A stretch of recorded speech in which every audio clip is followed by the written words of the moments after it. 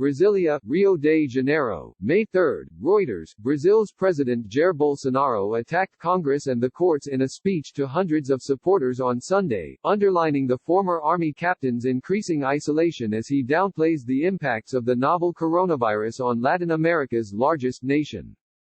Right-wing Bolsonaro has drawn widespread criticism from across the political spectrum for dismissing the threat of the virus in Brazil, which had registered 95,559 confirmed cases and 6,750 deaths as of Saturday evening. On Sunday, dozens of public figures signed an open letter to the Brazilian government calling on officials to protect the nation's indigenous people, who often live in remote locations with limited access to healthcare.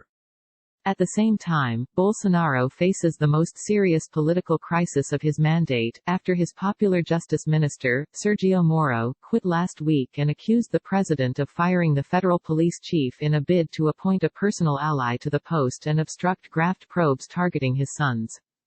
Brazil's Supreme Court blocked Bolsonaro's pick for a new chief on Wednesday, enraging the president. On Saturday, former Justice Minister Moro, among Brazil's most popular public figures due to his tough stance on graft, presented testimony regarding possible obstruction of justice by Bolsonaro. Hours before, the president called Moro Judas on Twitter, referring to the apostle that betrayed Jesus. As Bolsonaro's relationship with legislators and the courts has cooled, he has become increasingly dependent on a cadre of advisors in his government who are active or former military. As in an April rally also attended by Bolsonaro, demonstrators on Sunday called for the closing of the Supreme Court and Congress, and a return to authoritarian measures used during Brazil's 1964–1985 military regime. We have the armed forces at the people's side, the side of order, democracy, liberty, Bolsonaro said in a speech transmitted live on Facebook. We want the best for our country. We want 3 truly independent branches of government.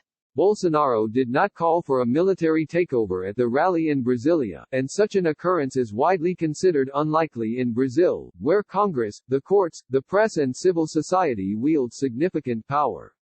But political leaders have called Bolsonaro's participation in anti-democratic rallies irresponsible, especially as he has spoken approvingly of the nation's military dictatorship, which was responsible for hundreds of extrajudicial executions.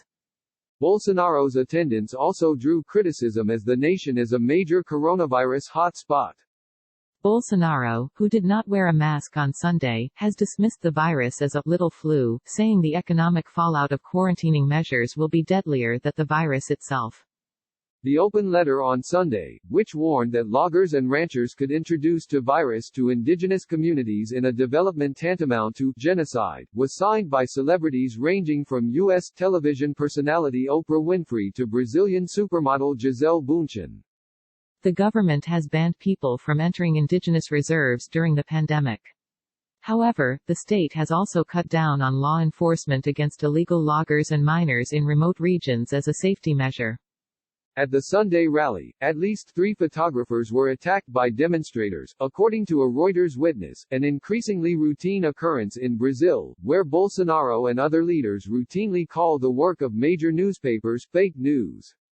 One photographer from São Paulo newspaper O Estado de São Paulo, the Reuters witness said, was pulled off a ladder and repeatedly kicked in the ribs.